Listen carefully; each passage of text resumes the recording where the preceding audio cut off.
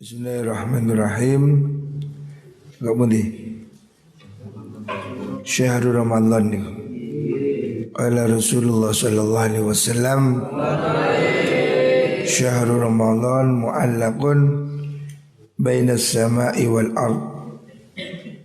Syahrul Ramadan bulan Ramadan artinya pahala puasa di bulan Ramadan iku mu'allakun kang den gantungaken baina samai antarané langit wal ardi lan bumi.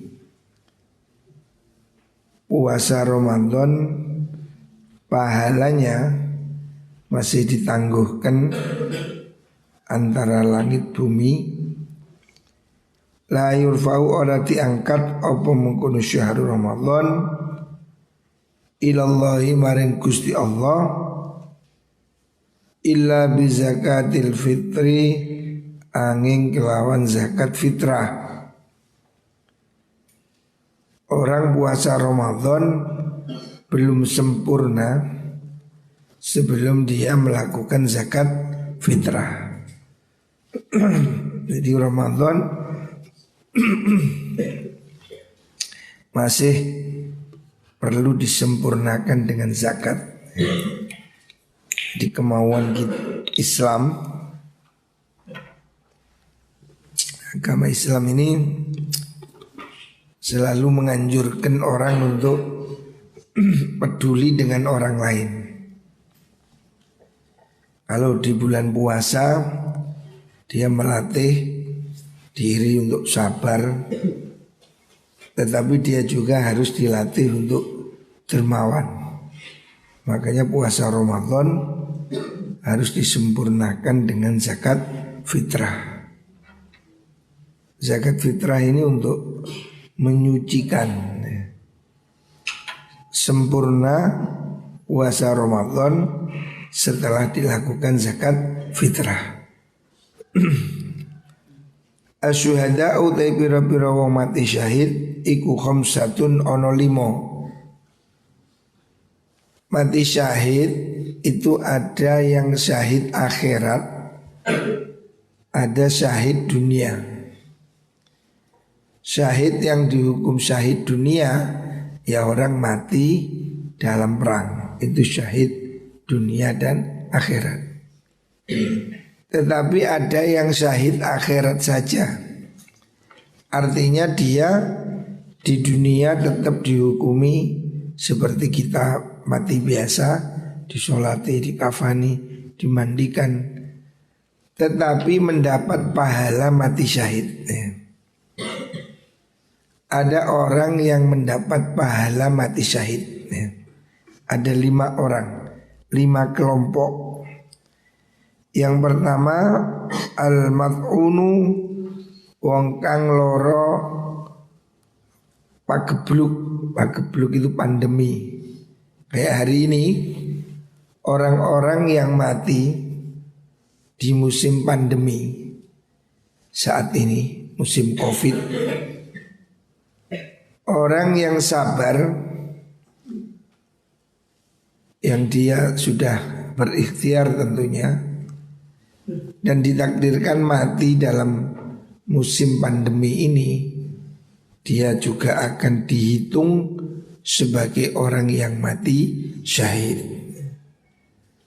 Artinya mati syahid secara hukum akhirat dia tetap diperlakukan seperti yang lain, harus dimandikan, harus disolati. Akan tetapi dia mendapat pahalanya mati syahid. Musim pandemi seperti ini, orang yang mati dalam pandemi, dalam kondisi penyakit wabah, itu mati syahid. Yang kedua wal mabtunu lan wong kang loro weteng. Orang mati sakit perut itu juga dapat pahala mati syahid. Wal ghariqu lan wong kang kerem, mati tenggelam. Orang tenggelam itu juga dapat pahala mati syahid. Wa syahibul hadmi lan wong kang kerubuhan gempa bumi ya. Itu juga mati syahid. Wa syahidulan wong kang mati syahid fi sabilillah ing dalam perang sabilillah. Jadi ada 5 jenis mati syahid. Ada yang syahid dunia akhirat, ada yang syahid dalam hukum akhirat. Termasuk orang mati melahirkan ya. Itu termasuk bagian dari syahid akhirat. Hadis riwayat Bukhari wa Muslim.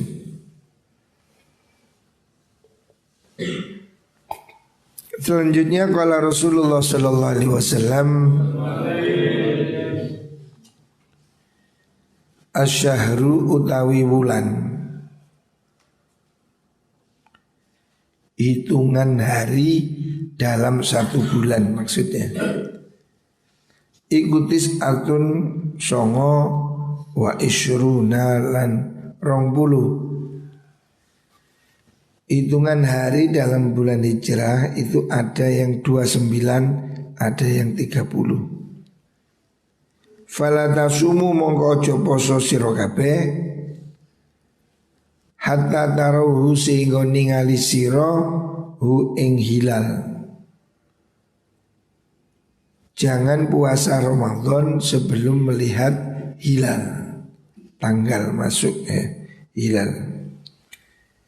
Wala tuftirulan ojo mokel, jangan berhari raya hatta taruhu sehingga ningali sirahu ing hilal. Ukuran yang ditetapkan Rasulullah sallallahu alaihi wasallam soal hari raya dan bulan puasa itu standarnya memakai ru'yatul hilal. Harus melihat tanggal. Makanya biasanya dibentuk tim ru'yah. Melihatnya di mana? Di pantai ya, yang tampak. Di situ terlihat bulan sudah masuk. Kita yang tidak bisa, yang tidak mampu, cukup menunggu keputusan pemerintah. Sebab yang berhak menetapkan tanggal masuk bulan itu pemerintah. Ormas-ormas NU Muhammadiyah itu hanya sifatnya mengabarkan. Boleh diterima, boleh tidak. Tetapi kalau sudah ditentukan oleh pemerintah berdasarkan ru'yah, wajib seluruh masyarakat untuk mengikuti, baik itu awal Ramadan ataupun akhir Ramadan. Tidak boleh orang menentukan sendiri-sendiri. Di Indonesia ini kadang agak kisruh. Muhammadiyah menentukan berdasarkan hisab, NU berdasarkan ru'yah. Ada lagi yang berdasarkan hitungan. Ada orang Jawa yang pakai hukum abugi, kalender Jawa. Nah sebetulnya ini nggak boleh. Ramadan ini harusnya kompak mengikuti anjuran Rasulullah SAW. Satu-satunya cara yang diakui ya ru'yah itu.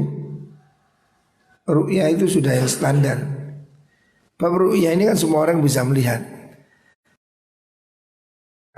Perkiraan begini. Perkiraan bisa salah. Tapi kalau ru'yah kelihatan, ya pasis. Jadi untuk meminimalisir perbedaan, ya harusnya kita mengambil satu titik yang sama, yaitu ru'yah. Masyarakat juga sebaiknya ikut pengumuman pemerintah. Jadi kita tidak usah bikin acara sendiri. Ramadan, penetapan awal Ramadan dan awal bulan Syawal itu sebaiknya ikut pemerintah. selama pemerintah menggunakan ru'yah. Tapi kalau pemerintah menggunakan hisab, pernah terjadi dulu zaman Pak Harto. Pemerintah menentukan memakai kalender hisab, maka ini tidak wajib diikuti. Orang yang ru'yah boleh mengambil kesimpulan sendiri ya. Jadi tidak harus ikut pemerintah kalau mereka tidak pakai ru'yah. Fa in humma lamun den tutupi sapa alaikum ing atas sira kabeh. Kalau waktu ru'yah itu tidak tampak karena ada mendung, fa'akmilu mongko nyempurnakno sira kabeh al-iddata ing wilangane bulan salasina ing 30 apane yauman dinane. Rawahul Bukhari wa Muslim. Hadis ini sudah cukup jelas ya. Orang berhari raya itu ru'yah, jangan melakukan hisab. Nabi sudah memberi gambaran fa innahum ma'alaikum. Kalau langit tertutup awan mendung, Nabi tidak menyuruh hisab, tapi Nabi nyuruh fa'akmilul iddah, sempurnakan 30 hari. Artinya Nabi tidak memberi opsi untuk diperkira-kirakan. Hari raya ini harus dicermati dengan ru'yah. Begitu juga awal Ramadan. Di Indonesia ini kadang yang ribet itu ya, yang sakar PDW. Di Jombang ada yang bikin kegiatan sendiri. Terus di Sumatera juga ada. Selalu mendahului. Itu tidak boleh ya. Mendahului Ramadan itu tidak boleh. Puasa hari Syak itu menurut sebagian ulama haram. Jangan orang ini puasa mendahului Ramadan atau mengakhiri melebihinya. Sudah hari raya masih puasa, haram juga ya. Yang benar ya ikutlah ketetapan oleh pemerintah.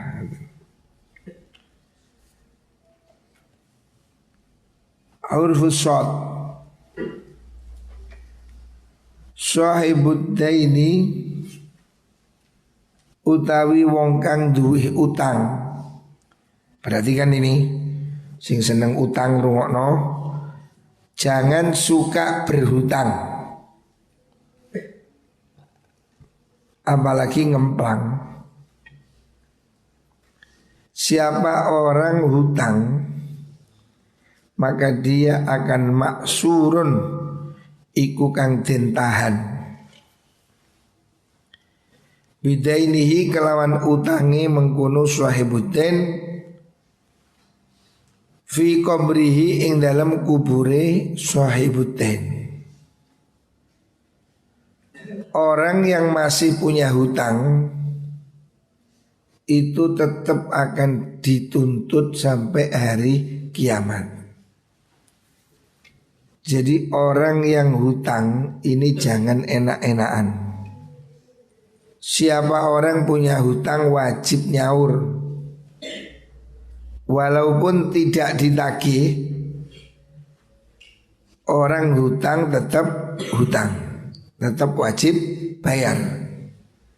Sebab orang hutang tidak dibayar, itu akan ditahan di kuburannya, tidak bisa masuk surga. Yasku halimatulakan soko sahibuddin ilallahi maring Gusti Allah al-wahdata ing ijenan.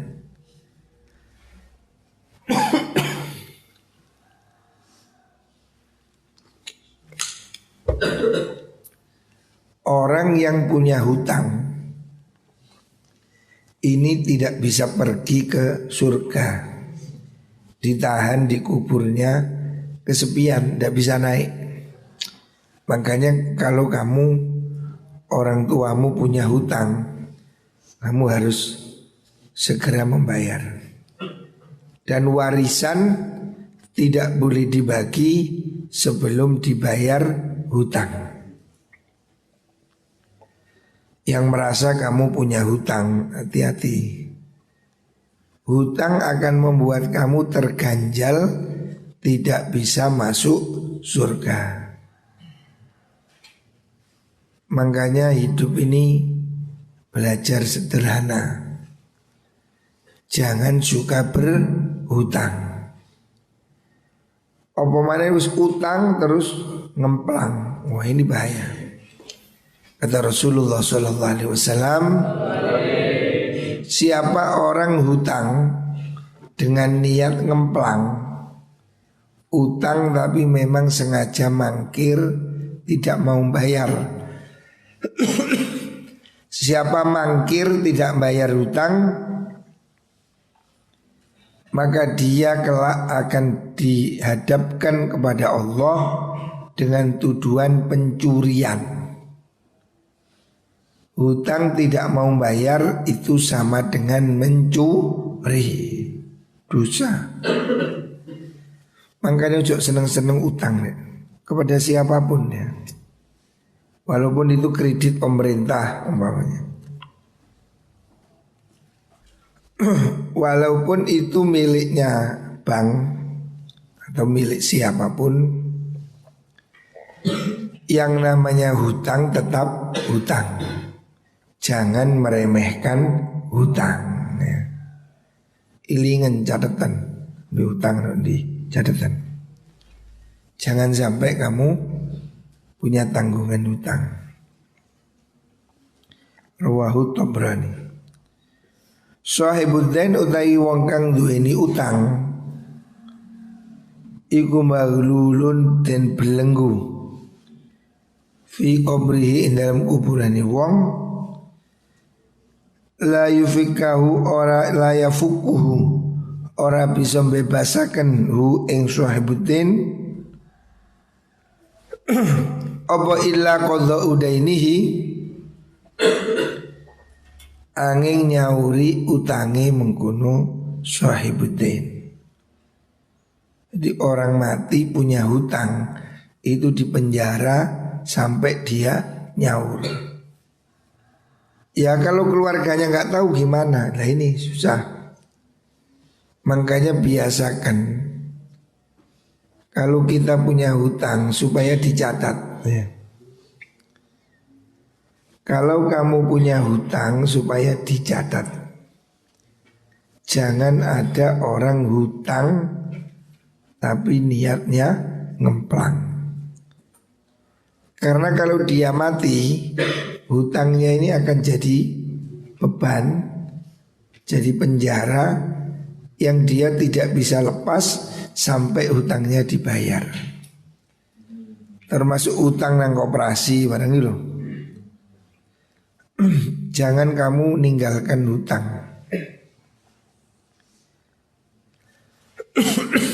Dan juga jangan senang berhutang. Hutang ini ya kalau tidak betul-betul butuh, jangan berhutang. Hidup ini kalau banyak utang tambah sumpek ya. Orang punya hutang ini tambah boros. Makanya lebih baik kamu menabung dan jangan suka hutang. Sahibul yamini utawi wong kang duweni, maksudnya ngeten.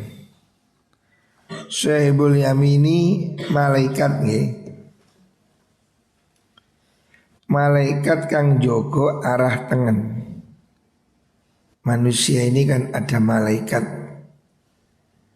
Setiap manusia ini ada dua malaikat, di kanan dan di kiri.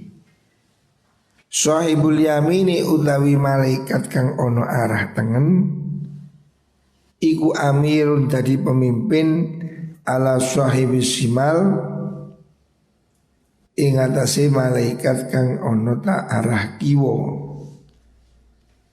Faida ambila mongko nalikane nglakoni sapa al abdu kawula hasanatan ing kebagusan.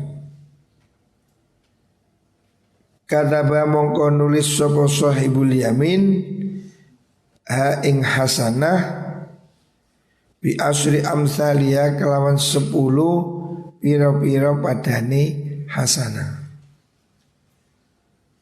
Orang yang berbuat baik itu imbalannya minimal 10 kali ya.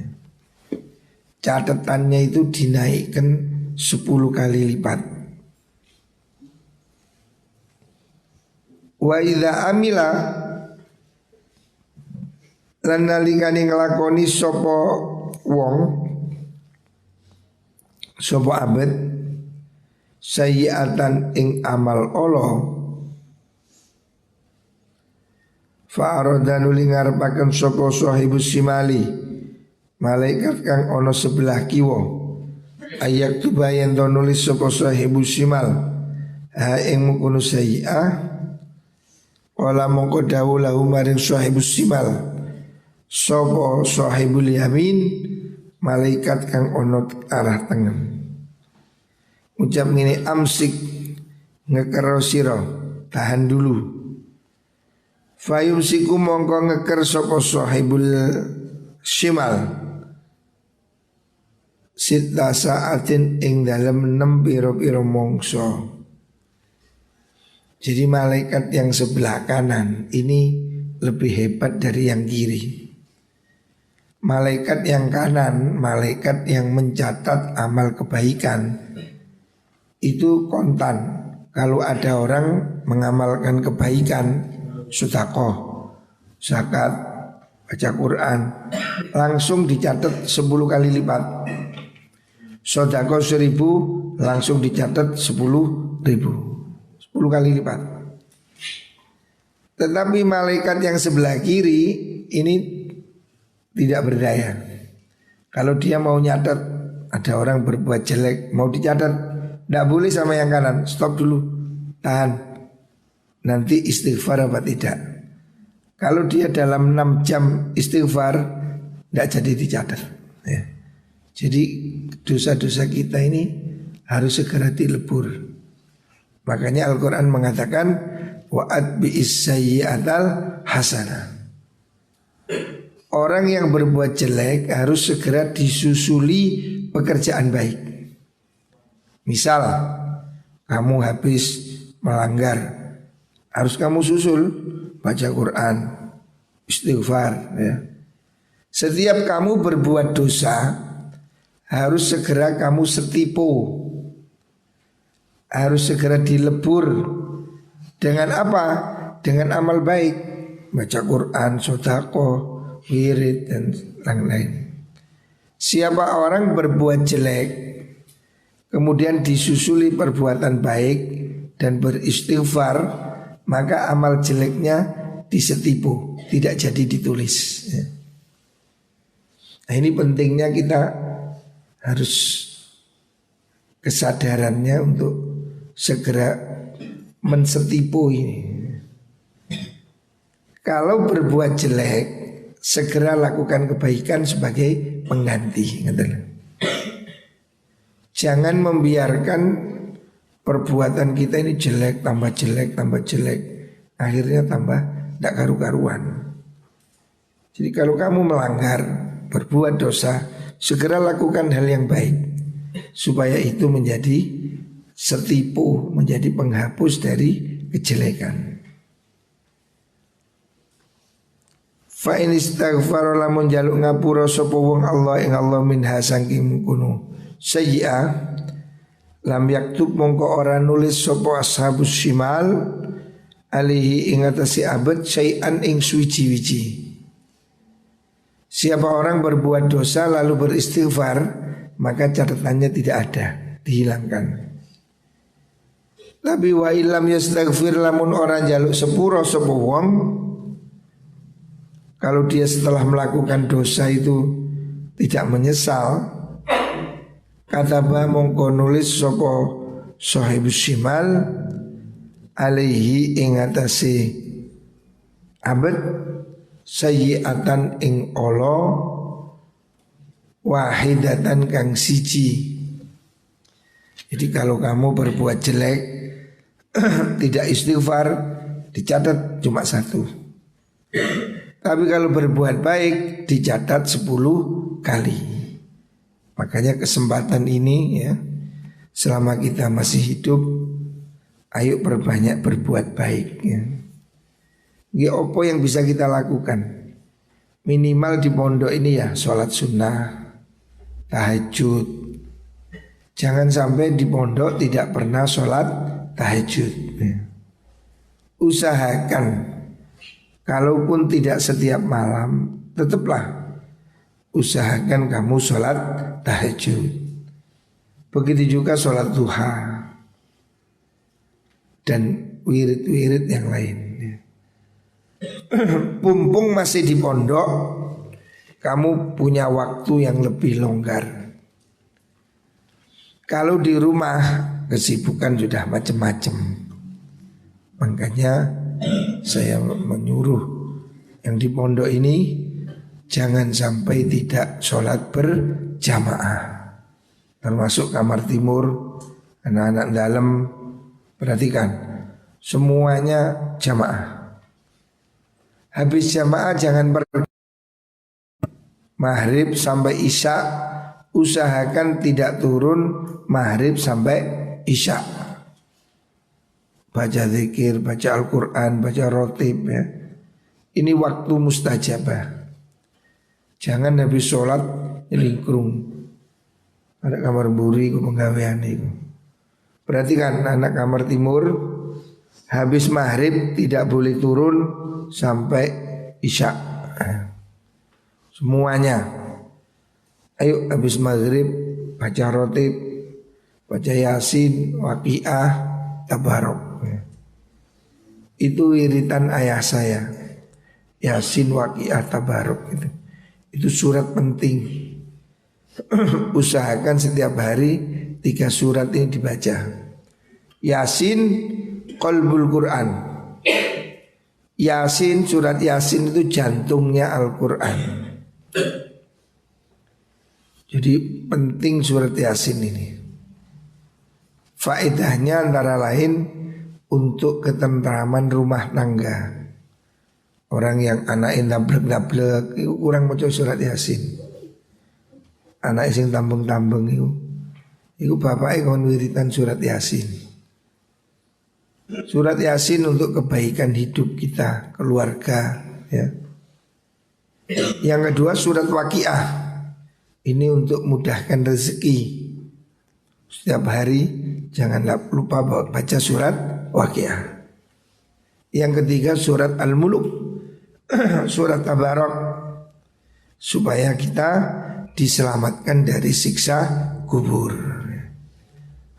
Makanya 3 surat ini semuanya supaya baca. Termasuk semua anak dalam itu.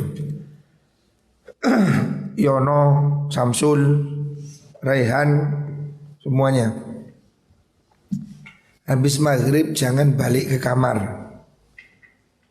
Maghrib kita duduk di sini menunggu sampai jamaah isya. Semuanya yang di pondok, pengurus juga, guru-gurunya juga ya. Semua yang ada di pondok ini kesempatan ya. Jangan ada yang bolos. Walaupun pengurus, walaupun pak guru, semuanya harus rajin ya. Jamaah dan wirid. Muga-muga hidup kita ini ditata langsung oleh Gusti Allah. Artinya ditata ini ya dimudahkan semua ya. Kita ini tidak bisa ngatur hidup kita sendiri.